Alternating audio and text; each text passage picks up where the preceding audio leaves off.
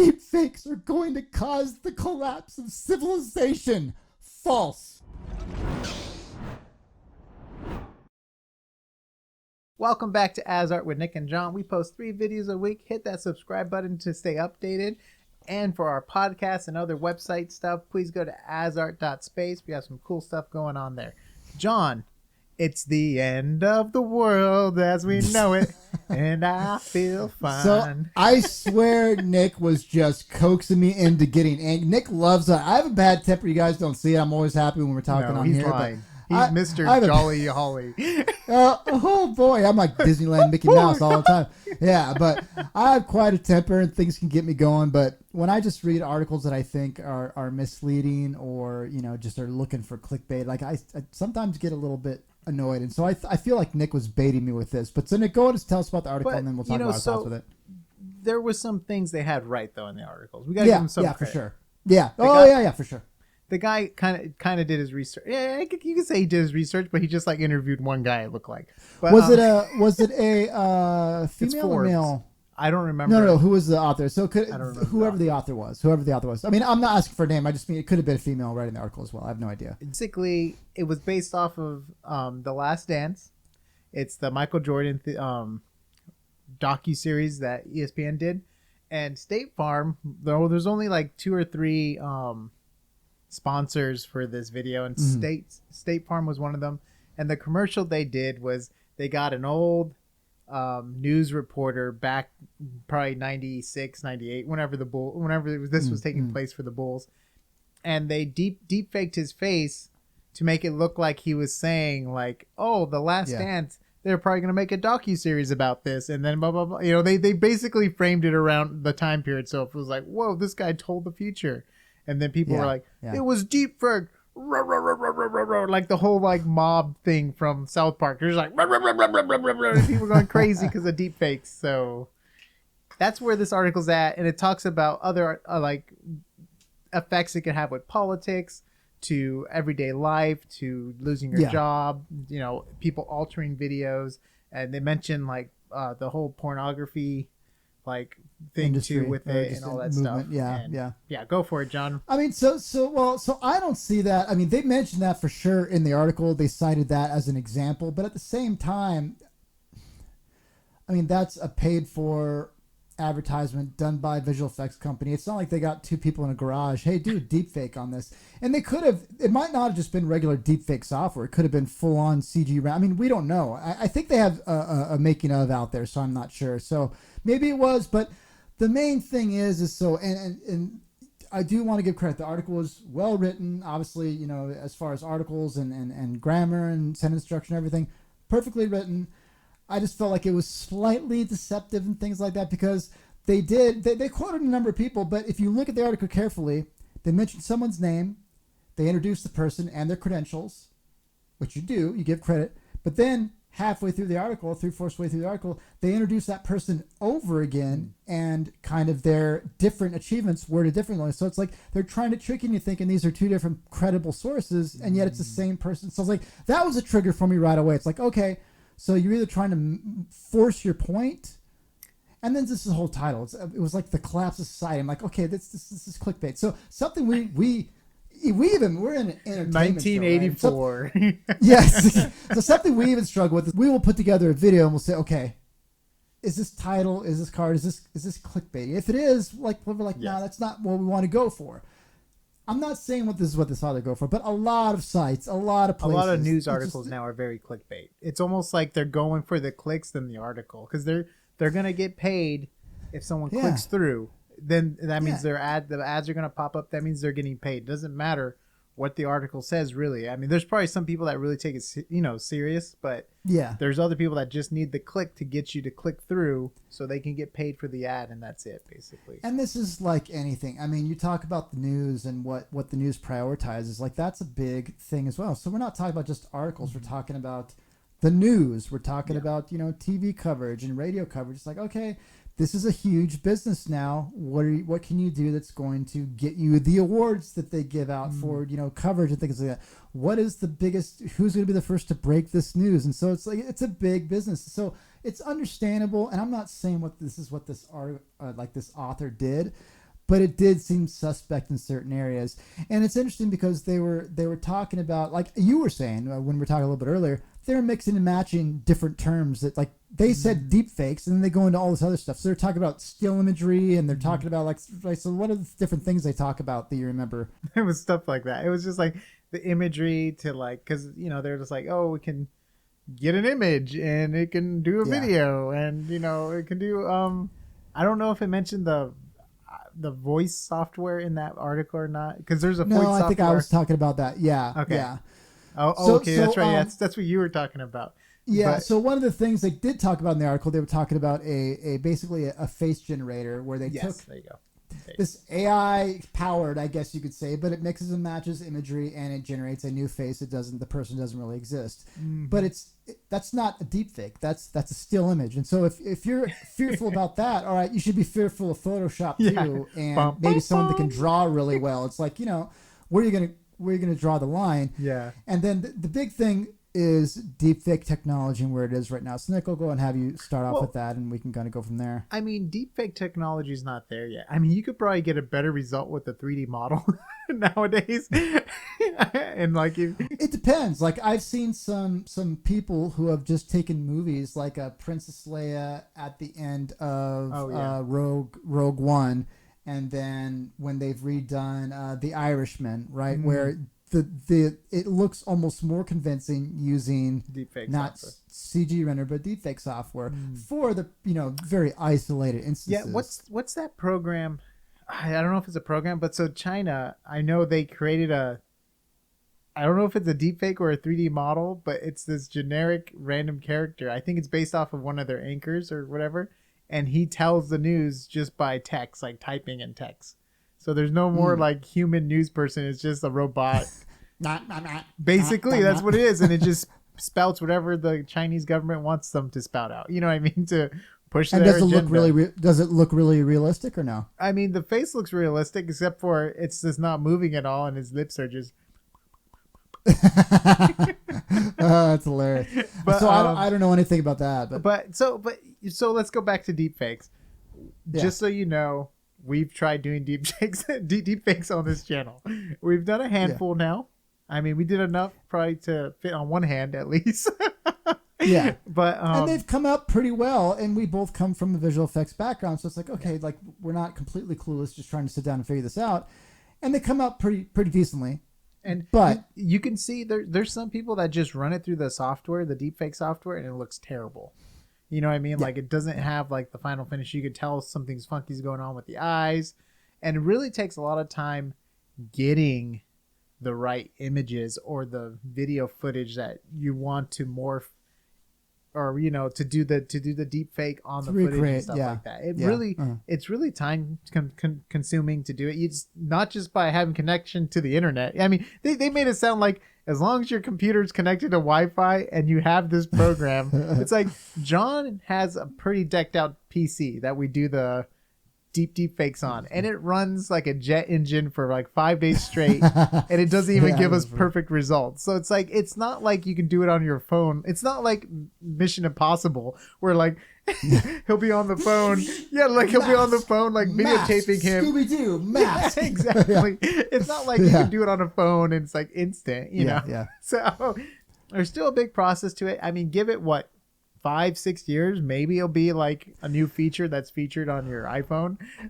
Well, that is what the article is saying. Is like, it's not there right now, but it's adapting very quickly, and you have to admit that is true, because the software for deepfaking is open source. It was started at a university as a project, and because it was an academic thing, it was made open source, and the community can look at it, they can modify the code, they can add to the code. And so, I mean, for instance, like when we were processing the beginning of the deepfakes, in a few months, the algorithms had changed to where it got faster and you got better quality more quickly, and certain angles look better. So it is getting better at a much more rapid pace than, say, if just Industrial Light and Magic owned the property and created it. It's getting better at a quicker rate than that. But at the same time, people said this when there was CG imagery. Oh, it's going to put actors out of business. Oh, we're just going to press D for dinosaur after Jurassic Park came out. No, dum-dums, no. And if you go back even further, when you had, what was it, War of the Worlds, it played on a radio drama when there was no TV and radio, people tuned into that. And they said many times throughout the radio dramatization, this is not real. And yet people still got so freaked out. They really thought that aliens were coming down and invading the world, and people literally killed themselves. And so it's like, okay. I mean, we've seen this throughout history, right? Yeah. Like are you going to ban the radio? Yeah, when the first movies came out in theater. I mean, we've seen this in film. I mean, remember like the old movie theaters? There'll be like a train going towards the screen. People will run out screaming like, there's a train coming towards us. Or there's like a guy pointing a gun like, hey, and it was like, their hands up, you know, and they thought this was the most real thing. And I bet if you go back and watch that footage now, it's probably like jumping, it's probably cutting frames, it probably doesn't even look like all remote, like clean. I mean, this is even video games and visual effects, right? Like when when the Nintendo 64 came out, we're like, whoa, look at this 3D graphics, this is amazing, it's so real. You know what I mean? Like, look at the, you know what I mean? Like, and then movies all the time, you're like, that's an amazing 3D face. That's that. Or Toy Story. You go back. Toy Story was like mind breaking, right? It was like, oh my gosh, this is the best software ever. Watch the newest Toy Story. Come back and watch the first one. Does it still look like it's groundbreaking? Like it's just, you know, our eyes adapt. So I think even with deepfakes, I think we're going to get trained more and more to see what is a deepfake. You know, I mean, slightly. I mean, obviously not everyone's going to be like professionals, but I mean, if you take time to look at it, you'll be like, I mean, if you think about it, though, we are pretty darn well trained. Like, for instance, my mom, when she was younger, she worked at a bank, and she's like, yeah, they wanted you to work with money a lot. So when you got a counterfeit bill, this is not real. This is not right. This doesn't look right. This doesn't feel right. And we see faces not during quarantine, but we see faces every day. I know. We're used to being able to look at something. And again, to the article's credit, at some point we might get there, but this is something that I can say. If the visual effects industry hasn't gotten there yet, you know, regular traditional pipelines where they have a lot of time to refine and render and do iterations, the stuff that people can do really easily with regular regular we're not there yet. At home stuff, we're not there yet. Because if you look at the best face reconstructions I can think of, this is a while back. I think of Tron Legacy, then I think of like Arnold Schwarzenegger in Terminator Salvation, and then you get into Princess Leia and the Grand Admiral Tarkin in Rogue One, and then last but not least, the most recent one that I think they did really good on is they recreated Sarah Connor and a young John Connor. That looks so freaking good. Like you couldn't even tell the difference. Yes. Like it looked amazing. But that was fully 3D though, wasn't it? It was fully 3D. It was for a very short amount of time. They knew they were going to do those shots, so they started them very early on, but they weren't talking on screen like an interview. It was very quick. It was just to give you this backstory. But still, you look at this stuff, like the examples I gave, it still looks off. Especially if it's someone you know, like if it's the president and you're used to seeing the president all the time, I don't think you're going to be fooled, you know, for quite a while still. That being said, like Nick was saying, with deepfakes, you have to have a wealth of high quality source video footage to train the algorithm to recreate the face. And if you think about all of the political debates and I'm just using the president example on TV all the time, like, yeah, you do have enough video, or like a political figure. This could become an issue because you do have enough to train. But again, it's going to be very hard because if you want them to say different things, you have to get a voice actor that sounds exactly like them. We're pretty good at detecting voices. And then you have to there's some cool programs out there in the exact way too. Yeah, there is. But again, they're not like at the point that they need to be quite yet. Adobe did show a number of years ago, and maybe we can find this and put a short clip in there. Adobe did, it was like at SIGGRAPH or something like that, like a software technology show, where they were showing this algorithm where they had someone saying a number of lines. Like, we had trained, basically it's early AI, we had trained what this person sounds like, and they were able to insert extra and change words in that. And they said, we have this technology, it's still being developed, but we're not sure if we're going to release it because it does have concerns, moral concerns related to it. So I don't know if the software is out there to like just generate ultra realistic voices and or recreate someone's voice and have them say whatever you want. I'm sure, like, you know, in government stuff and high end people that the public doesn't know about has this stuff probably, but yeah, it's just, yeah. The article, there were some things that I thought were okay with. There's some things I definitely didn't agree with. And the person they were quoting a lot there works at UC Berkeley, a professor, supposedly works with private organizations and supposedly government. I mean, on trying to identify digital fraud or fake digital kind of imagery, but it sounds like it's still imagery. And then also, I mean, if you think about Berkeley, they're known for making very strong political statements and taking strong stances on things. So they called the person an expert several times, which I guess they are, but Nick worked in the visual effects industry. I worked in the visual effects industry. I taught in the educational sector in college for 12 years. Like, I don't consider myself an expert just because I was in those sectors. So it's like, what really makes an expert on deepfakes? The people who are making them? Those seem like the biggest experts to me. Yeah. But they're not people Shift you would... X. Probably an expert. Yeah. Love his stuff. The Jim Carrey. Oh my gosh, when he did Jim Carrey on... No, it's not Alt-Shift-X. It's Control-Shift-Face. What's Alt-Shift X? Oh, maybe there's another one. Sorry, I might have ripped on. No, Nick. I think you're right. I will put it up, but oh my gosh, I just know after watching his stuff, it really inspired us to really perfect our deepfakes and just to see, not perfect, to get better at them. We're not. That's true. We're not going to perfect them. I mean, little software's limiting us. No, it's gonna. I can't blame it on the software. It's us, John. Well, the deepfakes we've done is just to give a hint at, hey, if you're recasting this person in this movie, this is what they might look like. We're not trying to make it, this is truth. We're not trying to fake it. You know, we're not trying to make it, this is real, but it's just give you an idea. Yeah. So he does a fantastic job, though. If you guys aren't subscribed or have seen his channel, we'll link it down below. Yeah, fantastic deepfake videos. Like, just he just does deepfake. Just fun, yeah. It does some great stuff. Check it out, by the way. Yeah. And then let us know what you think is going to happen with the future, right? We probably would want to know, like, do you think everyone's going to be deepfaked and no one's going to be real? Like, are we going to be living in a Sims universe? Like, what's going to Well, and I will say the biggest argument they made in the article that I really agreed with was that they said, you know, this could be a cop-out or a get-out-of-jail-free card for people and organizations that do have legit video of them, and they're called out like, hey, you release this video saying this and that, we found this video, and they can say that's not real, that's fake, that's deep fake, you know, and they could maybe especially when you have like low quality footage, it's a little bit easier to, like, you know, muck it up and things like that. So yeah, that could be a legitimate concern. Instead of like fake news, it'll be deep fake. Deep fake, yeah.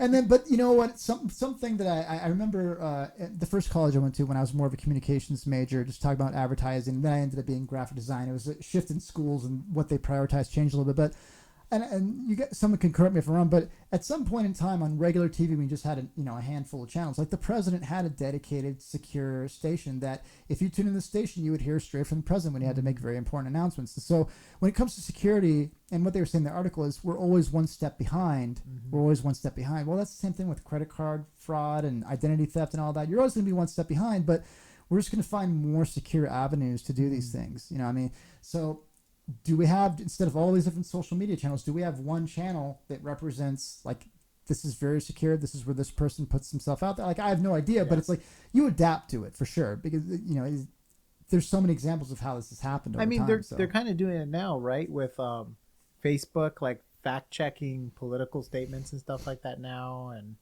people claiming what's truth and false, but yeah.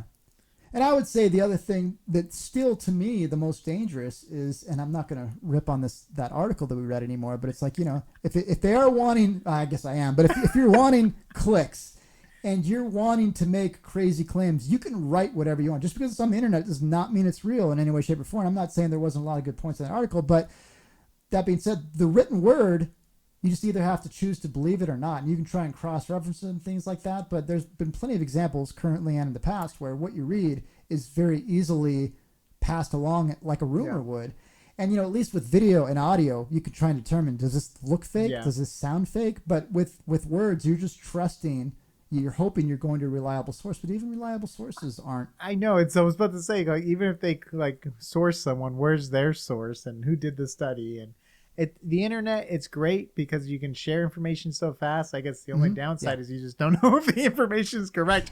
Wikipedia, but When I was teaching at college, I would use Wikipedia all the time, and I'd say, but don't use Wikipedia. It's not a great source. It was just like, anybody can fill it out like, here's a Wikipedia article says this, but don't use Wikipedia in your work, by the way. It was just kind of funny. It's like, I was totally just, like contradicting myself, but it's kind of funny. But yeah, but anyway, we're not ripping on the article. It was an interesting read. They had a lot of good things to say. Mm-hmm. Do I completely believe it? No, but at the same time, this does very much remind me of when you don't understand something, you fear it, or in current age that we live in, you're trying to get a lot of eyes on your work. And so that's just the big takeaway I had. But at the same time, I do agree with some of the things they're saying. But yeah, I mean, if anything, it's could be making people more aware of deepfakes and stuff like that, which is important. I mean, it did have a good point. Like within the last year, the videos have tripled or something like that. Deepfake videos, because more. I mean, it could be just more people like us who just want to mess with the technology. I mean, we're not doing it in any. We're just doing it for fun. We're mostly recasting characters. Yeah. We have no ill, or evil intentions that I know of. John, do you have? No, I'm just checking. No, Doctor. Oh, we should do Jeff Bezos as Dr. Evil. Deepfake. Yeah, that'd be fun.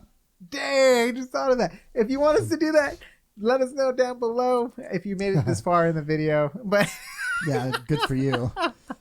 Thank you so much. If you made it this far, comment down below. Say you made it this far. Yeah, just say made it. Yeah. Or $1 million. Yeah, 1 million. $100 billion. Okay. It's like. Or any Dr. Evil quote. You can even say sharks quit with laser beams attached to their heads. But yes, you guys, a little bit of a rant. It's a fun read. We'll link the article so you guys can take a look at it. Thank you very much for watching. Let us know what you think. It's a fun thing to kind of debate and think about, because, I mean, I remember my senior year of high school, my English instructor, younger guy, he goes, this whole cell phone fad, I don't think it's gonna stick. He's like, when I'm not at home, I don't want someone calling me. And I was like, boy, I'm so glad I don't gamble, because I thought the same thing. And so you never know. So anyway, guys, hope you've had fun watching. We'll see you on the next AsArt.